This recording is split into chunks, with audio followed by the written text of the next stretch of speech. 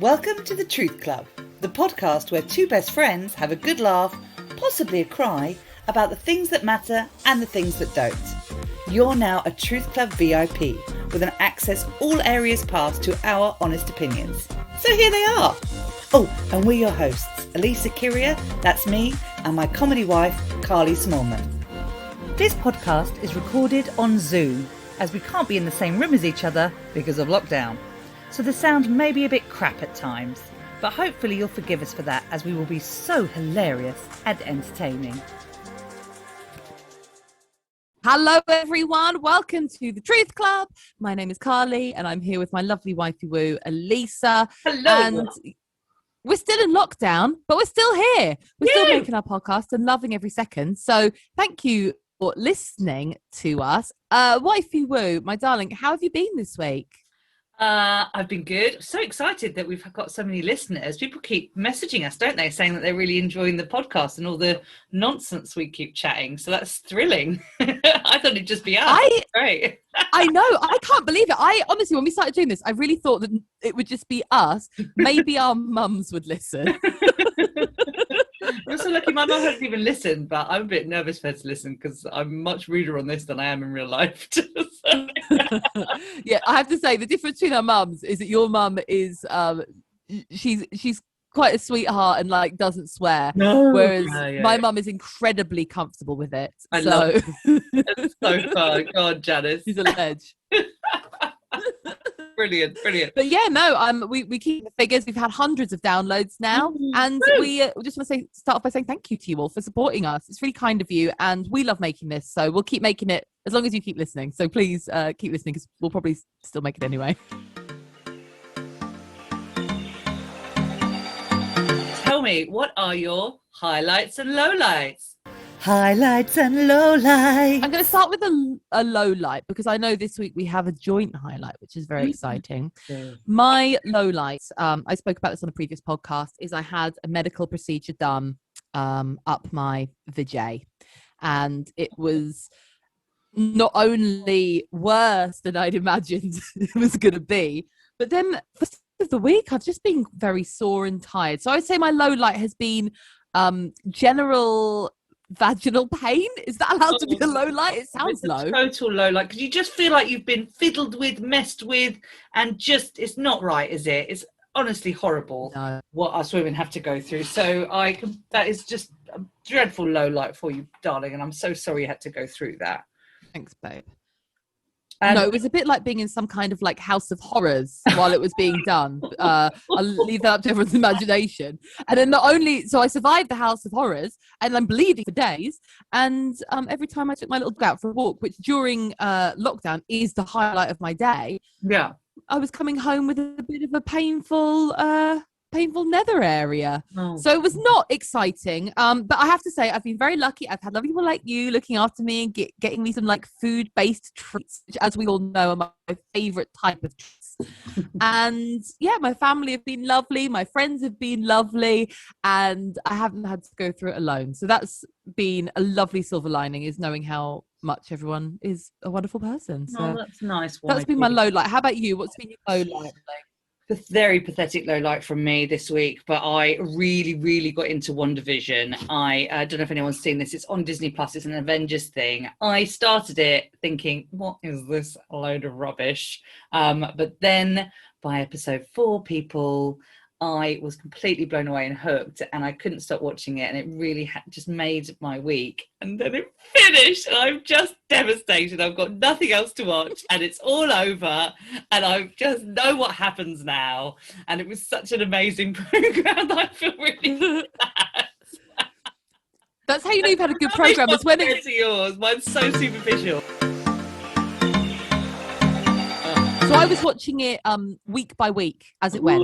Right. And when it finished, that last episode, I won't put any spoilers. Fucking hell.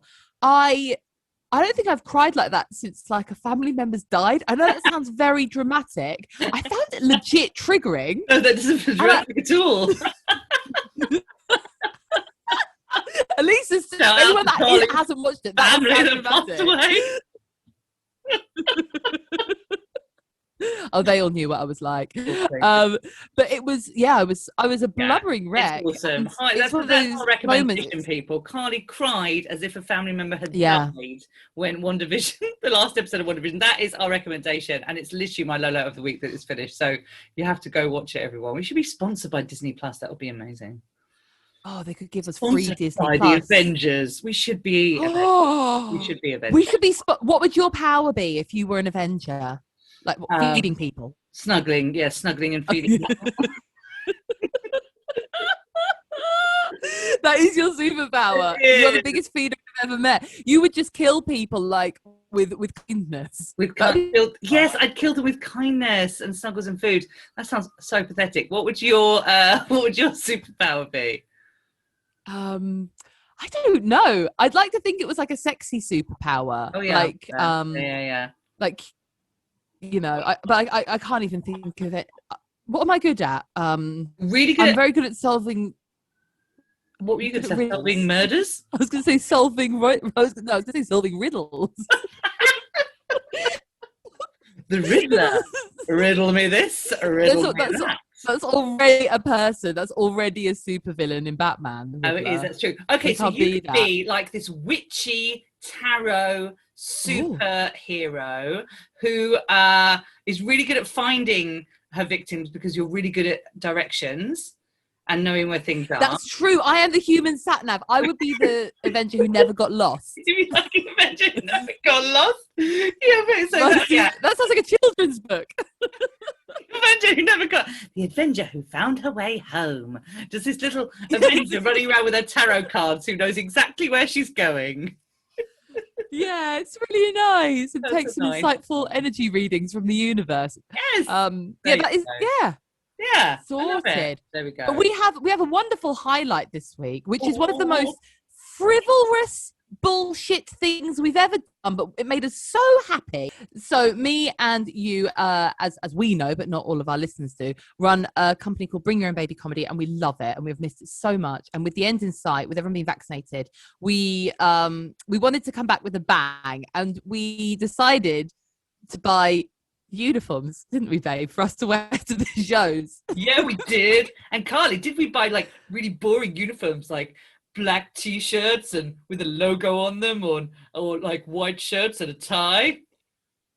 No, we hate logos and shirts and black and white. We hate them. So what we decided to do is we bought jumpsuits in bright primary colors with sequin stars on the back because we felt it was very on brand.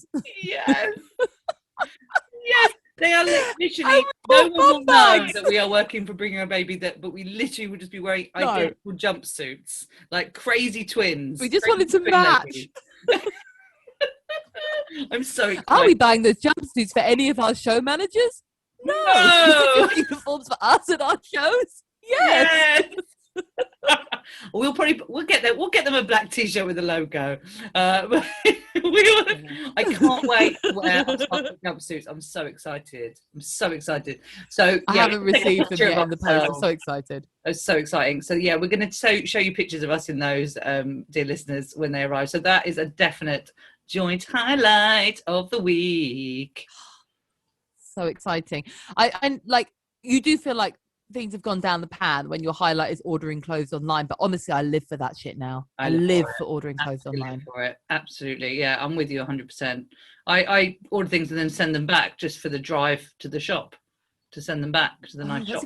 Just so you can open them, in the fact, like just ordering things that are not your size or for your gender or your color. You just want something to come to your front door. You to open. Like, oh, another present from me. Oh, true. Sad times.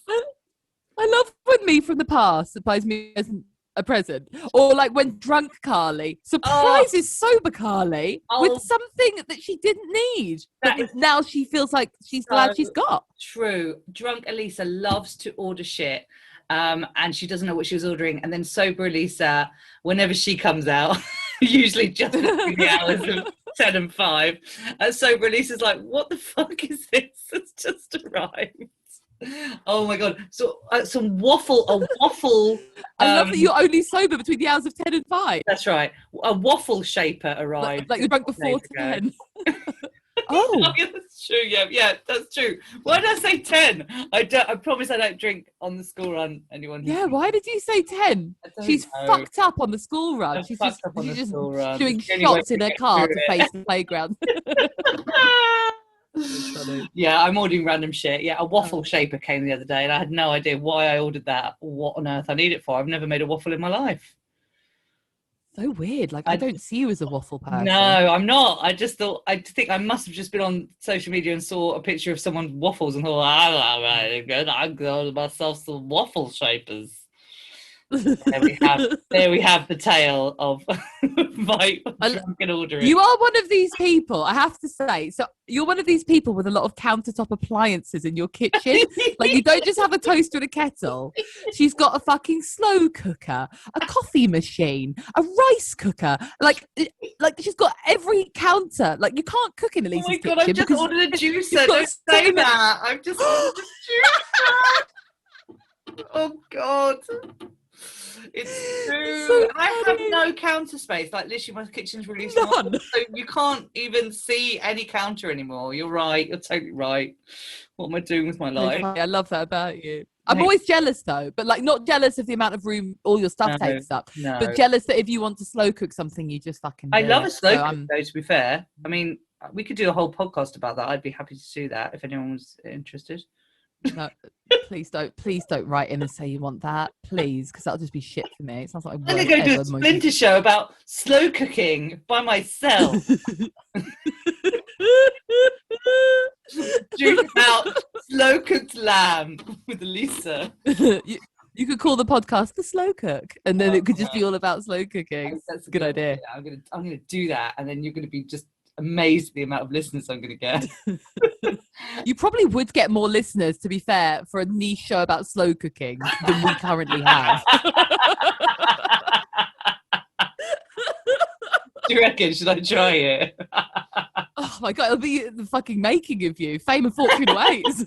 You know what? All these years I didn't know where I've gone wrong with my career, and it's not doing a podcast about slow cooking. That's what it is. We finally figured it out. You could have done an Edinburgh Festival show where you just put things in a slow cooker and sit and you'd have sold out. And it's like 7 hours long. The show is 7 hours long. Of us just watching the slow cook pot. Anyway, Carly Smallman. Very avant-garde. We are here. Yeah, very avant-garde. Yeah. We're here to talk about bigger things. Yes. Exactly. What are we here to talk about, Carly Smallman? This week, we have decided to talk about the truth about aging. Not necessarily saying that we're like very elderly, but it's something that was playing on my mind. And this is going to sound incredibly shallow. I haven't had my botox for over a year because of lockdown. And I just can't get a handle on my own face anymore. It's like, without sounding dramatic, I look in the mirror, I don't even recognize my own forehead. Yeah. I don't even recognize myself. Yeah. And I started to think, it kind of set my mind in motion, thinking, wow, it actually is affecting me more than I thought, getting slowly and gradually older. Yeah. I hear you. I feel you. I also hate my own face. Now I haven't had Botox for so long. We highly recommend Botox here at the Truth Club, but please, we love it. We love it, but please be warned that once you have it and then it wears off, you will hate your own face. Hashtag trigger warning, don't look in the mirror ever again. Triggered by your own face. So Carly came to me with this subject and I thought, yeah, absolutely, because we are all getting older, and I think it's really fun for us to hit everyone with the truth, our truth about how we feel about getting older, how we feel about when we were younger, and all of the shit in between. So absolutely, Carls. I've booked in for post-lockdown Botox, by the way. Are you going to?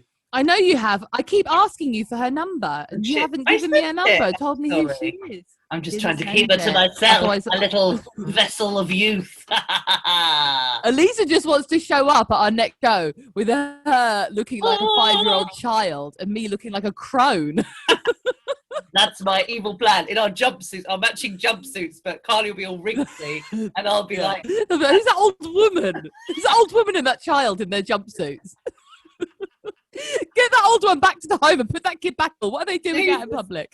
Yeah, I'll look like your carer or something. No, let's take it too far. I just took it too far.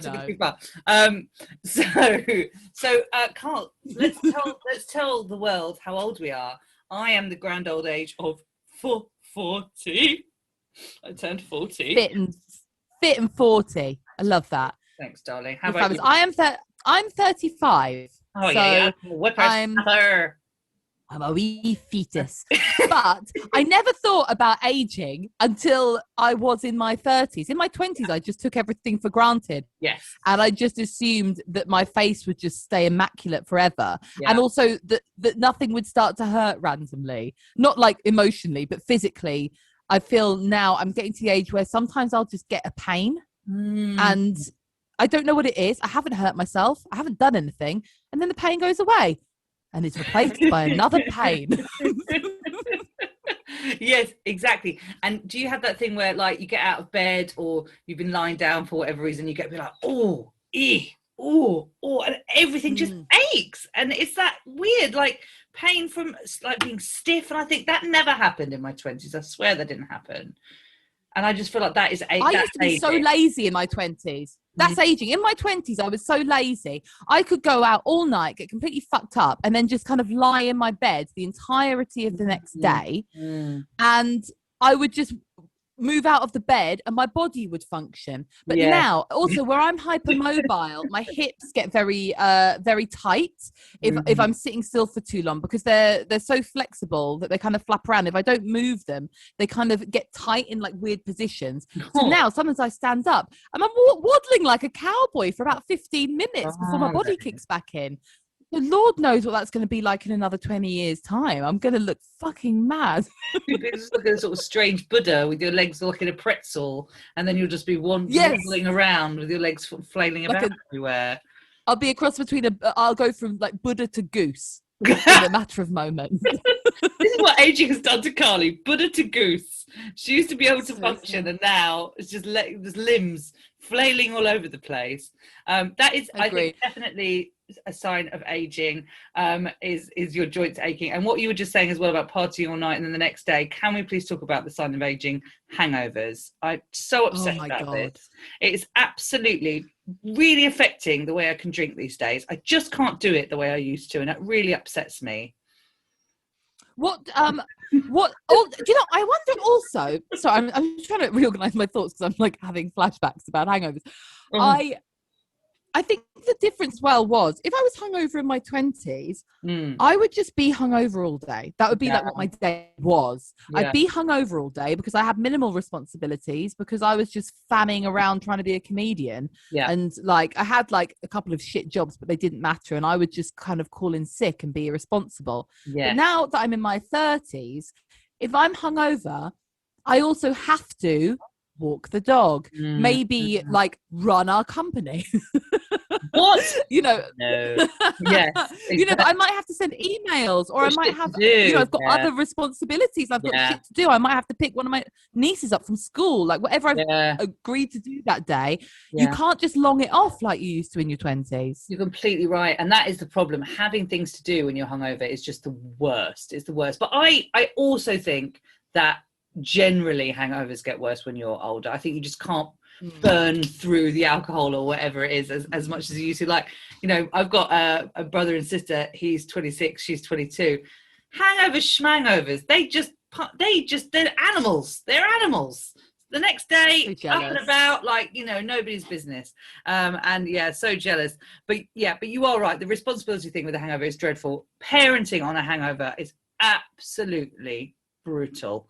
And it is that having responsibilities. It's that, you know, when you know you have to take the dog for a walk. I have to, you know, you have to feed the dog. I have to feed the child, you know, take them around, do things. But it's just, it's horrible. So that is that. You just end up resenting them. Like, I love my dog so much, as we have proved on the previous podcast.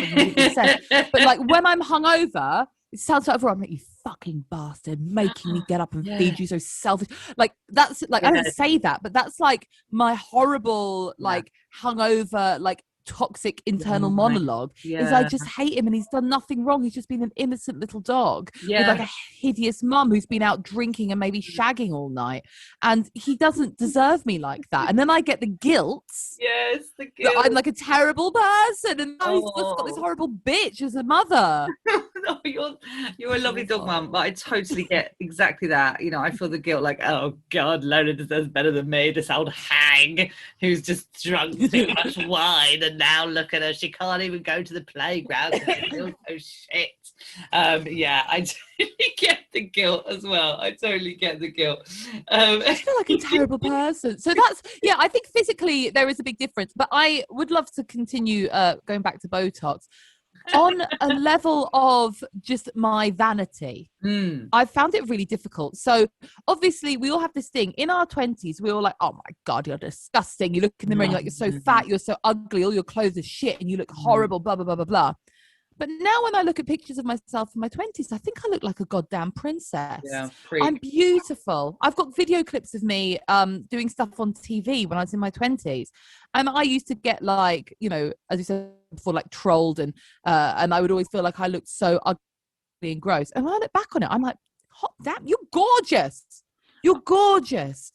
And one of the perks of getting older is I think learning to appreciate how you look now a little bit more. That's a really good point. One, I hate that you were trolled. It just makes me so sad, and I want to go and find these idiots and punch them in the face.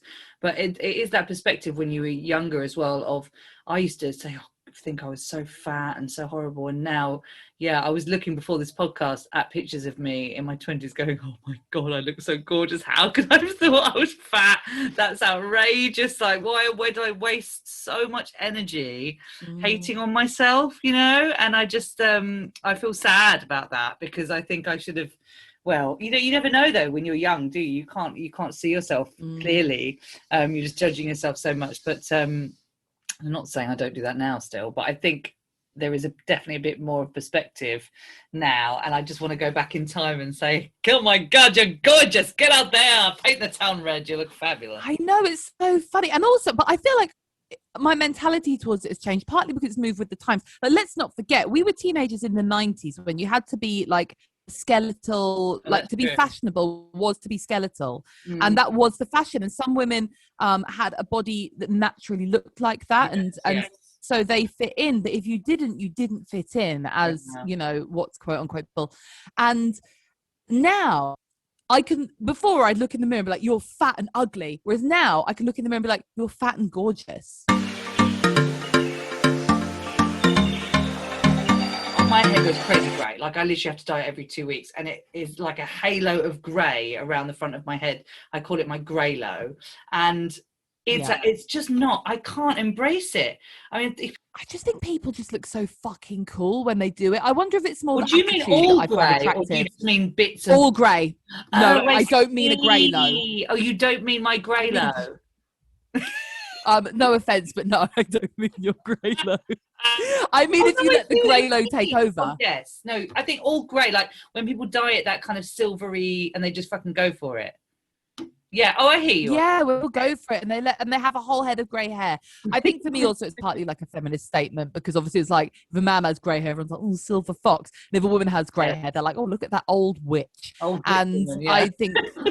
Yeah, look at that old woman of the forest. Like, they all sort of think that about her. Like, she lives in a tree.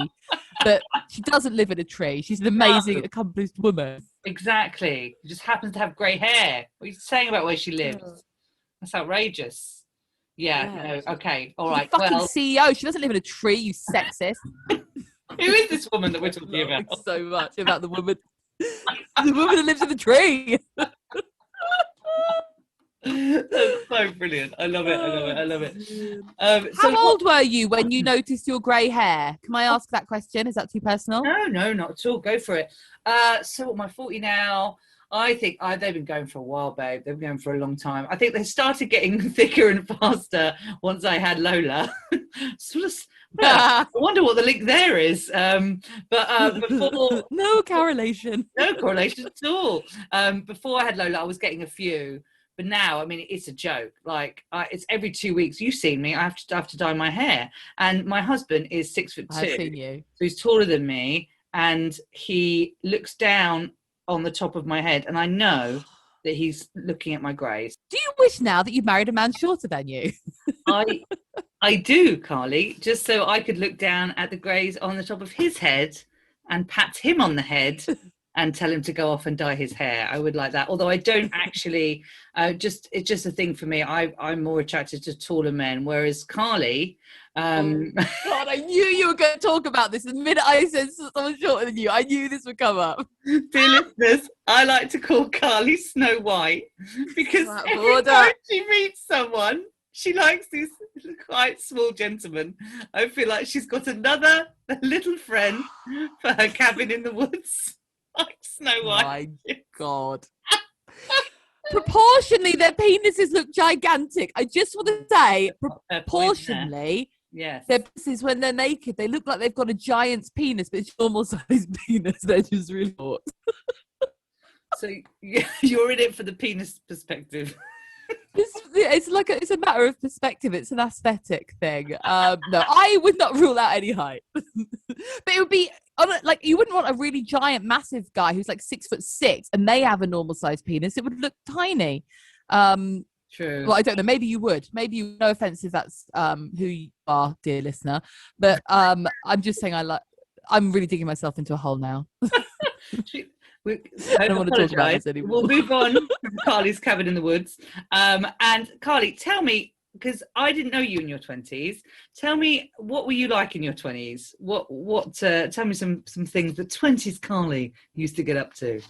So in my the first half of my 20s are a tale of two halves. So in the first half of my 20s, I had very low self-esteem and very low confidence, and I thought I was too fat for anyone to want to be my friend, or for I can't believe I used to be this person, or for anyone to fancy. And I thought I was really ugly, and it really held me back. And I would wear kind of like not that nice clothes, but I was always very creative, and I was always making things. I was always making plays and like being in stuff. And I put on in Birmingham's Shakespeare in the Park. I directed it, and I was always trying to like do new things. Yeah, I like Shakespeare, but I was always trying to do. Oh my God, we should the truth about Shakespeare. This trying to be podcast. Love the Shakespeare. Loved him. Please come and watch me play Benvolio. But I was like, to the first half of my 20s, I didn't have very high self-esteem, and but I would like hang out with my friends, whatever. But it was only when I got to sort of my mid-20s, and for some reason, just something clicked, and I stopped caring as much. I started doing stand-up actually.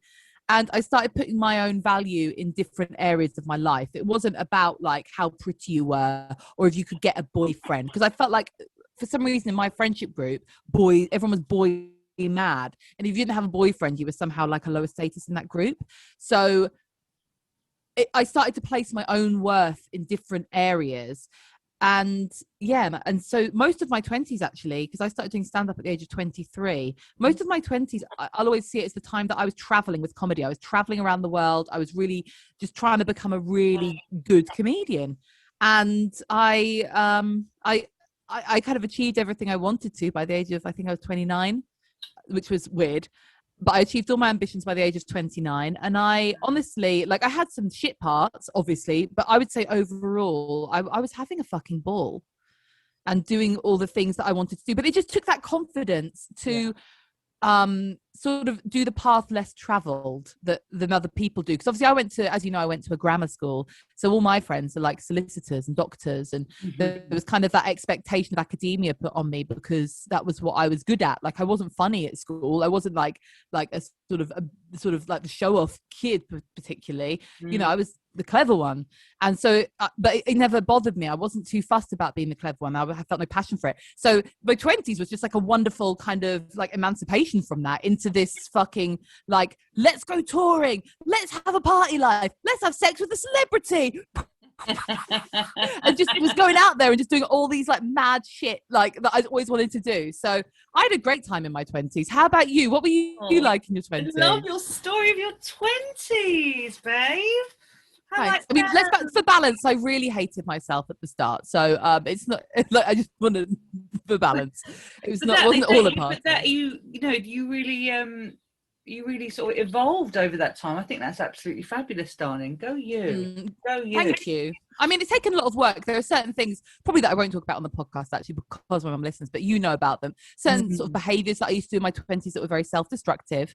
And but the thing is it takes that time, doesn't it, for you to get more mature, to notice you're even doing it. Oh, absolutely. In your 20s, you're so impulsive and you just are hedonistic and do what feels good at the time. But as you get older, you start to identify, was that really a situation I should have put myself in? Should I have done that? Am I going to learn from it? And you can begin to sort of work on yourself through a variety of Absolutely. as we both of us do. We love it on the Truth Club. Strong advocates. Strong advocates, therapy, spiritual, woo-woo, whatever works for you. Yeah, it's that self-awareness, isn't it? I've definitely become more self-aware as I've got older and been able to see why I do certain things, and doesn't mean that I've actually stopped doing a lot of them, but just I can see why I do them. But self-awareness is such a big thing. This is I'm going to say something really geeky now that will keep me celibate for the rest of my days. But at the Temple of Apollo in Delphi, oh my God, I've dried up all the fucking... Temple of Apollo? Okay, the Temple of Apollo in Delphi has these two things carved on the temple, and they are so fucking accurate. So one of them is know thyself. Oh yeah. If you know who you are, that's such a big, powerful thing that you can have. And the other one is nothing in excess. Now, in my 20s, everything was in excess and I didn't know myself at all. And so I feel like those two things have been sort of like goals for me to sort of work towards. I know they're really fucking dorky goals, but I feel like if you can get a handle on those two things, you can really live a sort of more calm and happy life. I feel like I'm really getting there with the know thyself. Probably too much. I mean, God, I'm doing so much therapy and work now. I could bloody analyze myself under the table, but the nothing to excess is unwork. But oh my God, compared to my 20s, okay, let me take you down a trip to Alyssa's 20s. Trip down memory lane. My mum doesn't listen to this, so I'm going to tell you what I was in my 20s. So my 20s. Lots of weed, Carly, lots of weed. I'm not going to lie to you. And that was a lot of my uni days. I kind of discovered it there, and I did an English degree and could barely remember any books that I read. You can't actually read anymore. And I can't read. I did an English degree and I cannot read. So that was, and it was all the partying, all the, the weed and all that. I mean, it was so fun as well. Like I was saying it like it was a bad thing. It was in some ways, but it was also that coming out of, because I was, had quite a tough time at school. I was bullied quite a lot and I just didn't find my tribe. But I feel like when I went to uni, I started to find my people. I've still got really, really good friends from uni. And it's that when you find people who are like you, the same sort of sense of humor, you haven't just sort of, the same interests because you're doing the same classes. You haven't just sort of been blobbed there together because you live in the area and that's the school you go to. This was uni where that's what I loved. I started, I wrote my own play. I took it to Edinburgh. I did just so much, started, doing loads of shows, loads of writing, so much laughs with people that were on the same page with me. So I absolutely loved that. That was huge. And I did lots of stupid shit. I didn't go touring and do comedy, which sounds lots of fun, but I went to Valaraki and became a dancer. I mean, right. I can't each to their own. Oh my God. I was actually on that program, Valaraki Uncovered. If it ever gets repeated, you'll see this very, sort of tanned, skinny, when I thought I was fat, which is just madness, with braids. I had braids, like braid extensions, and I'm on the beach going, I've just sold 20 tickets to the Damage concert. Like, that was me. Damage were a wonderful band. I must be an honour. I hung out with Damage in Valaraki. I was promoting their I know, babe, I know, goals. I'm sorry. My 20s are a waste now compared to this fucking revelation. You met Damage. So I did lots of crazy stuff like that, lots of fun stuff. But then sort of similar to you, my self-confidence was really low. And one thing I did then, which I've definitely worked on, is I just worried so much about what people thought. I was thinking about 20s me today, and I was remembering being at a party and then going into the loo and looking in the mirror and going, oh, what did I just say? What did I say? Oh no, what do they think of me now? And actually kind of going over anything that I just said, like at that party. I mean, that was exhausting. It was like I was sort of policing myself and so over self-conscious and analytical. I used to do that too. Oh my God. I wish I'd met you and we could have just been like, oh. So just be two awkward wrecks together. I genuinely used to always think that I was saying something. I used to always worry that I was always saying something offensive, which was partly why I really enjoyed stand-up, is because it was within the context of me saying what I wanted, and there was not like, if people were offended by what I said, that was on them, because it was a comedy show. Not that I was deliberately trying to be offensive, but I was always really paranoid that I'd hurt someone's feelings or that I'd done something stupid. And I remember in my 20s, like, I can't remember what happened like now, but something had happened at a pub quiz, and I'd said something that was really like sort of maybe insensitive, because I was like 20 years old. And I remember even at the age of 28, like I'd be walking down the street and it would cross my mind that I'd offended somebody at a pub quiz, and I would just die inside, even though I hadn't spoken to that person about 5 years, and I was living in a different city. And I would just die. It's a trauma, and it was traumatic to think, oh God, now they think badly of me. Now I've really fucked up there. I've said something wrong. I've done something wrong. Oh, and absolutely exhausting to be in that. I was in that, same as you, in that headspace a lot. And I started doing comedy, but I came from an acting background, and I did comedy as a character, because I was not as brave as you, Carls. Like I hid behind a character to say things that I thought was funny, and so I didn't actually say not really my own opinions, no, because I was being a Greek wag, so it was all very, and loads of other different characters, but I still loved it, and I loved that freedom that it gave me, and I absolutely adored getting into comedy and going up to Edinburgh and doing all that stuff. I don't do all the gigs that you do now, but it definitely started all in my 20s, and oh my God, how much fun. It was a ball. In my 20s, I couldn't believe that I was getting to do that. Because I actually met you in my 20s. Yeah, and I couldn't believe. We gigged together. I couldn't believe that people would give me money. I couldn't. Like, I was literally, I felt like, and still do feel like I was like living the dream. Like, it's a real honor to be paid to have your opinions heard, isn't Absolutely. it? Like, let's be real. You really inspired me, because you're so honest on stage, and you're so you. Out of all the comedians I know, listeners, if you've seen Carly doing her stand-up, everything she says is true. like you see some comedians, you're like, oh, come on, like that didn't happen. Yeah, with Carly it did. And I was like, oh my God, she's really just saying her truth up there on stage, and what a legend.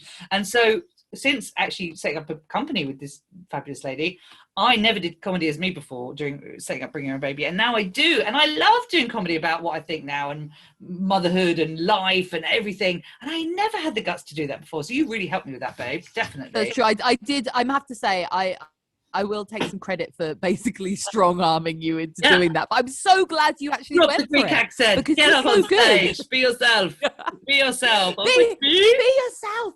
Speak your truth. You deserve to be heard. I just love that. And I still feel nervous. I'm not as much as in my 20s, but definitely that, oh God, what if I say something and then someone will be upset? But I'm getting better at it. And I think doing this podcast, doing our stand-up, stuff like that definitely helps. But also, I think, getting older and having a bit more self-awareness about it definitely helps. What would you say as any advice to your 20 self, having had this little chat with? Very interesting. So what would old Carly say to young Carly? Look, come on, not older Carly. Older non-Botox woman in the tree. Carly. What would the old lady in the tree say to that? Tree woman say, the 20-year-old Carly? Tree hag. First of all, 20-year-old Carly would run a fucking mile because she'd be absolutely terrified of an old tree hag. Make sure you have some Botox before you approach old young Carly. God, can you imagine? My young self would freak the fuck out if she could see my face. I suppose I think I would tell her all the usual cliched stuff. I would tell her firstly, it doesn't matter what anyone thinks of you, but more than that, people aren't really thinking of you. People are too busy and wrapped up in their own life. Yeah. So this is a waste of your time. Yeah. I would try to encourage her to love how she looks, because I was very insecure about that. Also, I think from like a relationship perspective, part of the reason why I'm single now is when I was in my 20s, I was just so grateful that anyone fancied me, and I would put up with some horrible crap from other people, and I wouldn't leave for reasons that now I would be like, bye, that's so rude. Whereas back in my 20s, I was just so grateful that someone would think I was pretty, and I know that's such a fucking stupid thing to say, but I would tell younger Carly, I would be like, look, no one is hot enough to treat you like shit. No one's opinion matters of you, really, because the people that love you will have a good opinion of you kind of anyway. I feel like I have certain friends where I can fuck up, like you, and you won't be angry with me forever. Like that wouldn't be the end of our friendship. You would like maybe be annoyed for a few days, and then we would just move past it, because that's what friends do. In my 20s, I was so scared that would never happen, that would be it. That would be the end. Yes. So I would give her that advice. I would also tell her to start wearing whatever clothes she wants. Because I was always trying I never felt like I had my own style, even though I suppose I feel that to an extent. But I wanted to say, like, you don't need a style. Just wear whatever you want that day. Wear whatever clothes you want. Wear whatever makes you feel happy. Start Botox younger. That's good advice. Really good advice. And I would also say start investing in a stocks and shares ISA would be another. I know these are very practical pieces of advice. Buy some buy some fucking property, you absolute boozed up, drug-addled heathen. Spend your money wisely, you fucking mental. It's probably the main advice. Buy a property. Oh my God. I mean, before I was like, I won't see what the self-destructive thing was, but then you said I was just stoned all day long. I would wake and bake. I would wake and bake. For those of the viewers who were not disgusting in their 20s, is where you wake up, you roll a joint just to start you off. Just to get you through. Just to get you through. What would you say to younger Alyssa? I also was very grateful to anyone who fancied me. So I'd definitely say to 20s Alyssa, stop shagging everybody. Yeah. Stop sleeping with people so quickly, because you just think, oh, yay, someone likes me. I know, that's what I was like. I was like, oh, yeah, he put his willy in me. Isn't this a wonderful treat? It's not always a treat. It's not always a treat, and they're not going to call you if you keep doing that, because they don't call. They didn't call. Nobody called. So I definitely say to do that. And just have a bit more fun being you, darling, because you're fabulous. I know that sounds really cliche, but I really didn't think I was. I thought I was just saying everything wrong and doing everything wrong and looking wrong and being wrong and all of that stuff. And in the midst of all that, I still managed to have quite a good time. But I would definitely, give myself that advice. But you don't know that in your 20s, though, do you? You don't know that. You just, and I just don't think, I'm sure there are some woke 20-year-olds who do feel that, and good for them, but I certainly didn't. But now, I'm the grand age of 40, I definitely think I have a bit higher an opinion of myself. I'd like to think I do anyway.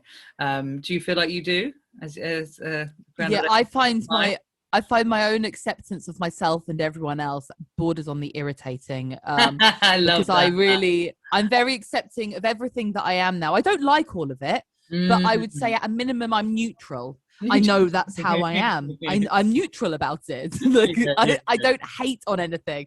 But the worst, I just feel neutral. It just is. And I also used to get very caught up in like wanting other people to be certain things to me, for me. And now I've just realized, again, people are what they are. Just trying to, me and my fucking like live in the moment, like be mindful, this shit. But it is true. That's so true. And I just wish in my 20s, I was always either living in the past, getting aggy about something I may or may not have said to upset someone or something I'd done, or I'd be panicking about the future that actually hasn't turned out at all like how I thought it would. So it's been no biggie. Exactly. obviously your 20s self was a bit of a party animal. Are you still a party animal? I don't know why I'm asking this, because I know the answer to this. I am. I am. I know. Do you know what's so funny? We've come on here all worthy, like, yeah, we used to get hangovers. And we used to be naughty, and we're so self-aware, and like we do therapy. Yeah, we do therapy now instead of have fun. But actually, crystals and dance in the woods. That's all we do now. But one of the reasons I would say that you and I have bonded is every now and then we are animals. We are still partying just as hard. Actually, probably harder, because we're now financially more solvent. Mm-hmm. So that's like an enabler for us. So we're not the business card. We don't do that. No, we don't do that. Inland revenue. But we we still party hard. Oh my God, we really do. I was hoping, I don't know about hoping, but I assumed as I got older, the partiness would leave me a bit, as it has done with some of my friends, but it doesn't seem to have with me. I still have that impulse to just have an absolute blowout and go bananas, as I know you do as well. And you probably still will when you're 90. I know I've said this to you before, but I always thought by the age of 35, I would be like a little wifey with a husband and 2.4 children and a house with a garden and blah, blah, blah, blah, blah, because that's kind of what I saw in my own family. But my life is so far from that. It's unbelievable. And I think that, we kind of expected certain things. Like, I thought I wouldn't be a party animal. Well, guess what? You were born like that. So fucking pour me another drink. Born to party. Born to party. Well, I am, I suppose, a wifey with 1.4 children, and I thought, that'll calm me down. I won't want to party, but yeah, sod it. I was born to party as well, and that's just the way it is. Whatever's going on. That's the way it is. I'm glad. Because in my head, whether we're happy, we celebrate. When we're sad, we celebrate. And in my head, I'm still 20. Like, in my head, yes. Like, I don't think of myself as 40. And then suddenly I go, oh my God! Like, John, my stepson, said to me, I said, "Are you excited about going back to school after lockdown?" He was like, "Oh yeah, it just would be nice not to hang around with middle-aged people all the time." And I just looked behind me like, who the fuck's he talking about? It was me! I'm really sad. I'm so sad it's illegal to hit children now, because I feel like that would have warranted some violence. That's so deep. It's so rude. And I thought he was talking about, like, I was like, yeah, do you mean like, your nan and granddad? No, he doesn't mean his nan and granddad. No, he means me. The little shit's talking about me. I don't see myself as middle-aged, even though I technically am. And I ran down to Will, I was like, well, Jonathan just said I'm middle-aged. It's not ridiculous. He's like, yeah, you are. So there we go. But in my head, I'm not middle-aged. But then I get middle-aged things, like I get really excited when I remember the bags to go to the shopping, to go to the supermarket. Oh, bags. Yeah. That is really exciting. But then actually, I've had that conversation with you before, and you feel like you want to kill yourself if you. I'm the queen of the bags. I'm the queen of the bags. And I was before we even had to take bags. Yeah. I've been the queen of the bags since I was about 18. That's another. So for me, bags have always podcast, because you'd be the queen of that, and I just let you down. Because I get like environmental anxiety. For me, I would say the middle-aged thing that I've started doing is bed socks. Bed socks, babes, really? My feet get cold in bed and I wear bed socks. Yeah. Anything else? Just bed socks? Yeah, but like special bed socks. And a nightie? Oh no, there's so many. With bed socks. Well, I don't mind if I've got a cold butt, but if my feet are cold, I can't stand it. So butt naked with bed socks. I find that the men love it. Oh, yeah. And the ladies love it. So really, it's a sexual appeal to everybody. So yeah, I mean, what can you say? Yeah, bed socks are one. I don't really know. The nice weather makes me think, ooh, I'm going to hang the washing out this afternoon. That's quite middle-aged, isn't it? Very middle. I don't have a garden, so the nice weather just makes me fucking hate my house. I just want a garden. Yeah. So, what do I do? But then I feel like I've got Arrested Development, because, as you know, I actually I've done things like buy myself a Barbie in recent years. Yeah, it's because going on there. I want that feeling of like reminding from the past, and I kind of, maybe that's just what maybe that's like a middle-aged thing, which is like clinging on to sort of cozy rose-tinted spectacle memories, because as everyone gets older they think that when they were young was like the best time to be alive, but actually when we look at it, probably it wasn't. No, of course it wasn't. I mean, I love a bit of 90s Old music people and stuff and garage. I do miss that, but you know, it wasn't always all the best. I think we're much better as we are now, darling. I agree. So let's just get older and not go gracefully. Let's get filler, botox, disgracefully, the full shebang, people. Disgracefully. When partying time you see us, we'll be like this. You can't see us, listeners, but I'm pulling. They can't see us. No, they can't see us. She's basically stretching her skin back over her skull, but we will look like that. you look like in Beetlejuice when they like pull their head back. Yes, the skin on their head. Oh, thanks so much. What a lovely compliment to end the show with.